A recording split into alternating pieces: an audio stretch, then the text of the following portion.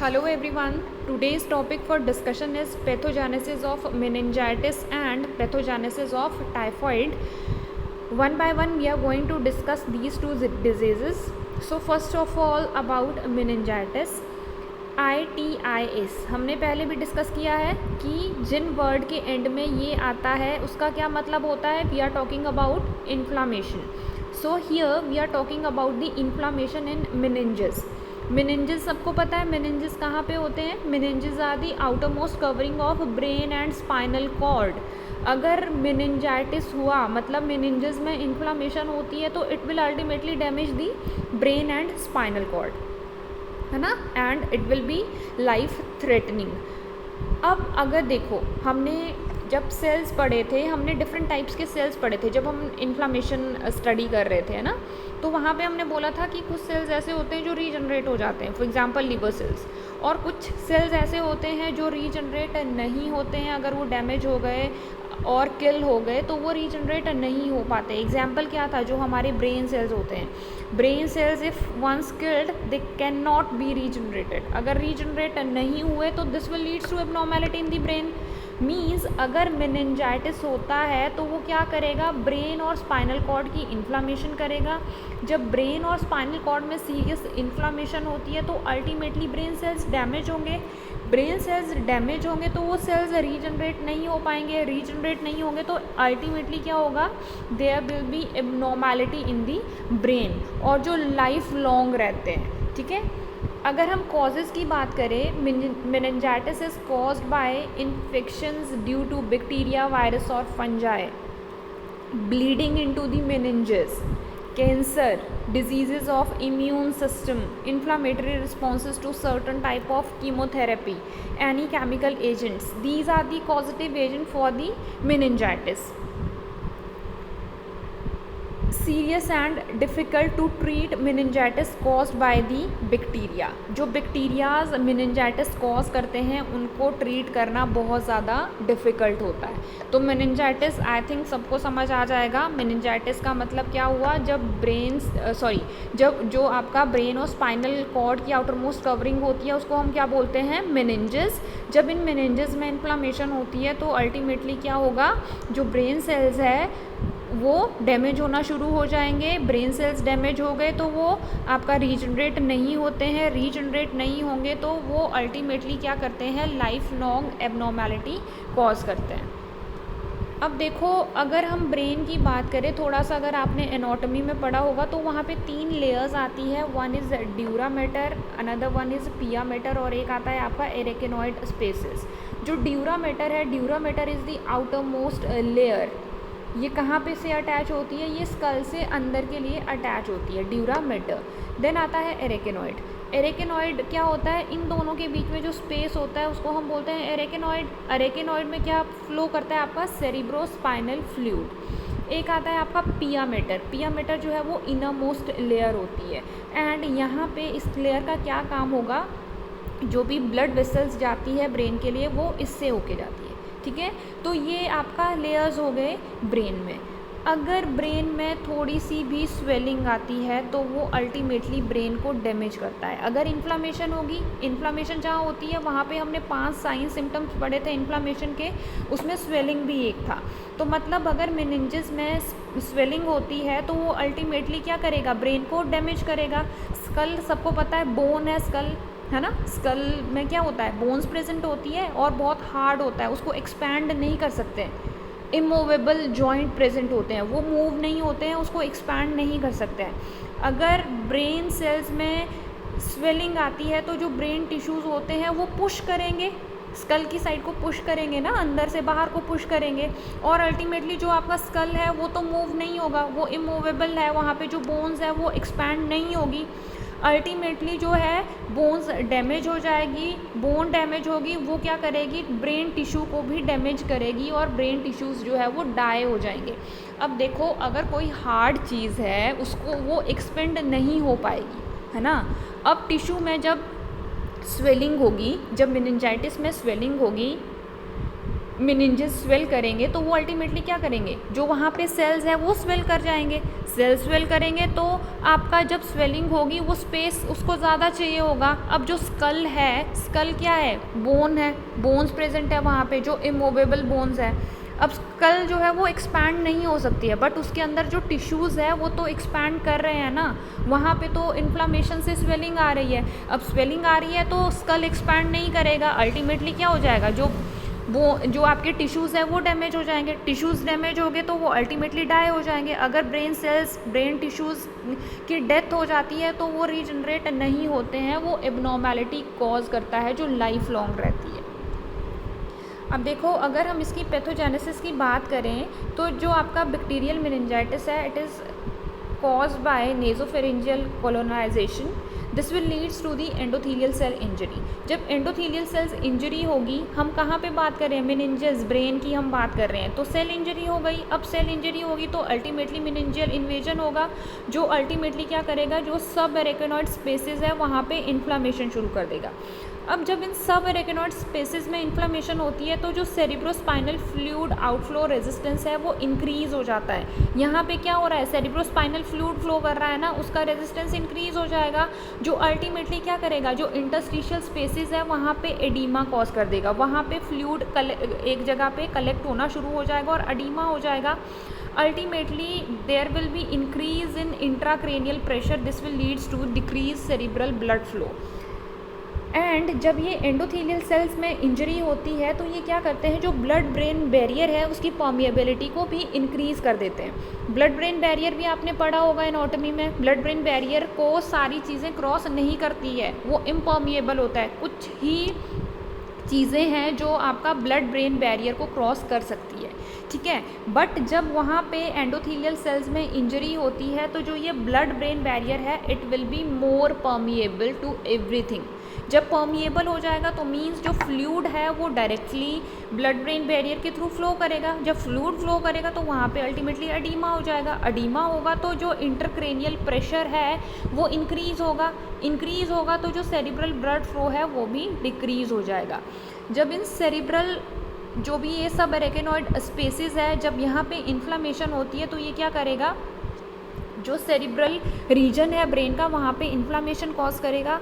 Inflammation होगी तो cerebral infection हो जाएगा, इन्फेक्शन होगा तो वो अल्टीमेटली ब्लड फ्लो को डिक्रीज़ करेगा।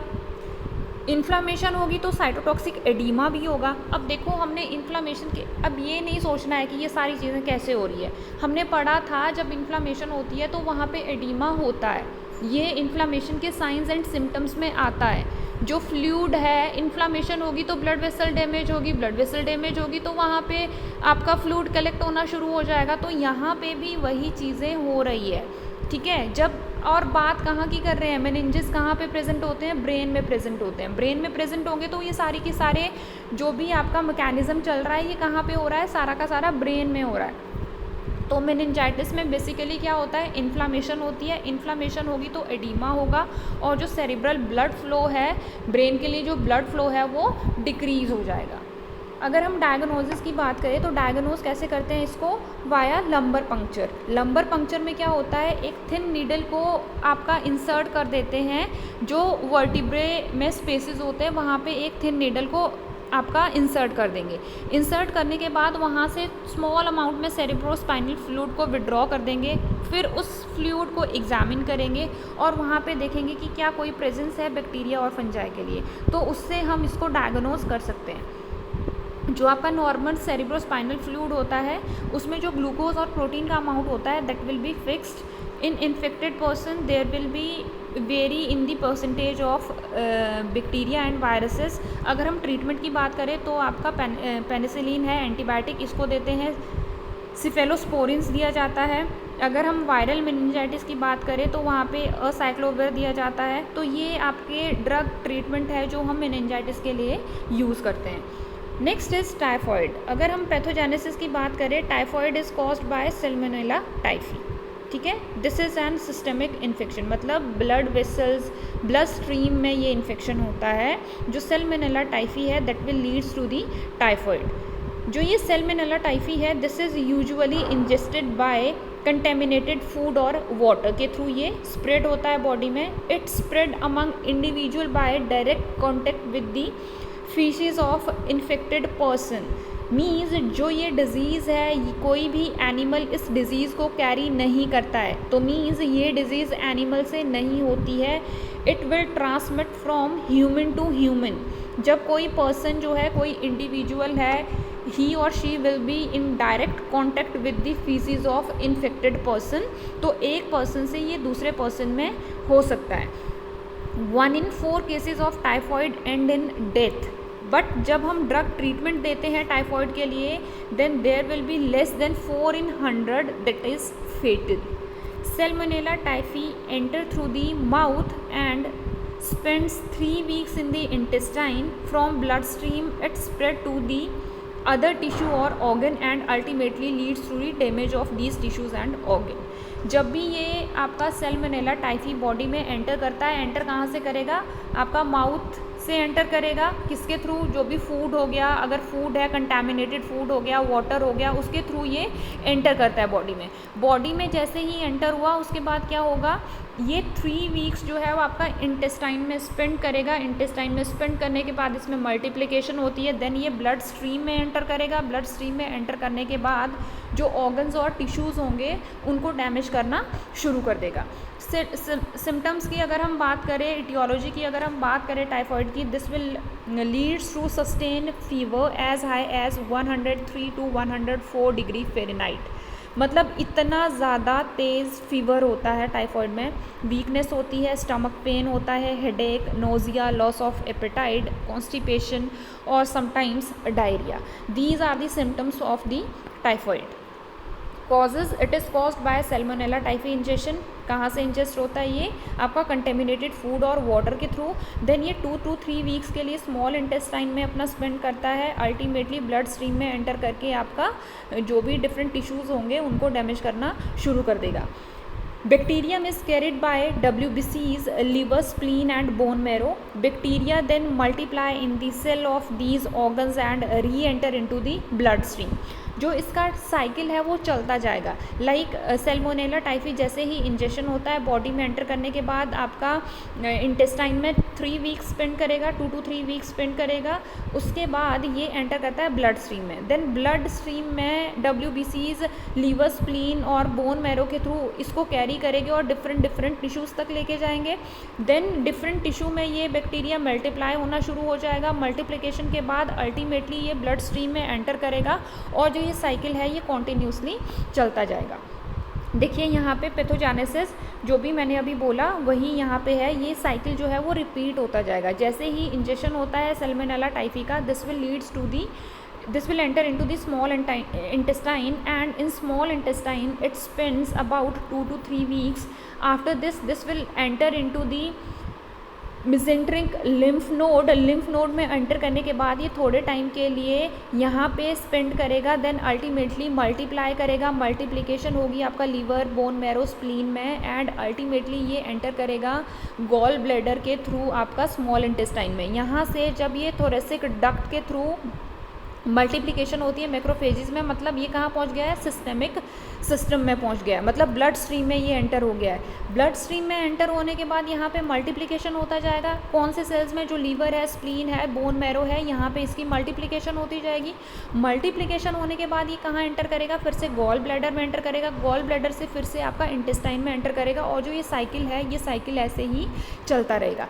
अब देखो, जब आपका जो ये सैल्मोनेला टाइफी है स्मॉल इंटेस्टाइन में एंटर करता है तो जितने भी हमने साइंस एंड सिम्टम्स पढ़े थे, जो फीवर आता है, आपका वीकनेस होती है, लॉस ऑफ एपेटाइट, वो सारे के सारे साइंस एंड सिम्टम्स आना शुरू हो जाएंगे जब आपका स्मॉल इंटेस्टाइन में एंटर करता है। और साथ के साथ में ये क्या करेगा? वहाँ पे इन्फ्लामेशन शुरू कर देगा। जब इन्फ्लामेशन होगी तो अल्टीमेटली डायरिया होगा और हेमरेज होगा स्मॉल इंटेस्टाइन में। सेकेंडली, जब इसकी मल्टीप्लिकेशन होती है मैक्रोफेजेस में तो ये क्या करता है? सेप्टिसीमिया मीन्स इन्फ्लामेशन हो जाएगी डिफरेंट टिश्यूज़ में। लाइक जो आपका किडनी हो गया, जो मेजर ऑर्गन्स है वहाँ पे इन्फ्लामेशन शुरू हो जाएगी। इन्फ्लामेशन शुरू होगी तो ये क्या करेगा? अल्टीमेटली इन ऑर्गन्स को अफेक्ट करना शुरू कर देगा। थर्डली जब गॉल ब्लैडर में ये एंटर करता है तो ये क्या करता है, inflammation in gall bladder, that is cholecystitis. Cholecystitis होगा, इन्फ्लामेशन होगी गॉल ब्लैडर में, अल्टीमेटली ये गॉल ब्लैडर को भी डैमेज करेगा। देन ये फिर से स्मॉल इंटेस्टाइन में एंटर करेगा, स्मॉल इंटेस्टाइन में इन्फ्लामेशन होगी और अल्टीमेटली डायरिया प्रोड्यूस करेगा। तो जो ये साइकिल है ये कॉन्टिन्यूसली ऐसे ही चलता जाएगा, और जो ये सैल्मोनेला टाइफी है और टाइफॉइड है ये और ज़्यादा सीवियर हो जाएगा। ट्रीटमेंट की अगर हम बात करें तो इसमें भी हम एंटीबायोटिक्स देते हैं ट्रीटमेंट के लिए, लाइक क्लोरमफेनिकोल दिया जाता है, फ्लोरोक्विनोलोन्स देते हैं, सिप्रोफ्लॉक्सासिन, ओफ्लॉक्सासिन, इजिथ्रोमाइसिन दिया जाता है, सेफ्ट्रैक्सोन दिया जाता है। ये जो एंटीबायोटिक्स है, जो ये ड्रग ट्रीटमेंट है, आपको सिर्फ एक एक दो दो ड्रग्स याद करनी है, सारी ड्रग्स याद नहीं करनी है। जो सारी ड्रग्स है वो आप जब फार्माकोलॉजी पढ़ोगे तब हम डिटेल में डिस्कस करेंगे। So this is all about the pathogenesis of meningitis and typhoid. इससे रिलेटेड कोई भी आपकी क्वेरी है, कोई चीज़ समझ नहीं आई है तो आप अपने क्वेश्चंस पूछ सकते हो। Thank you.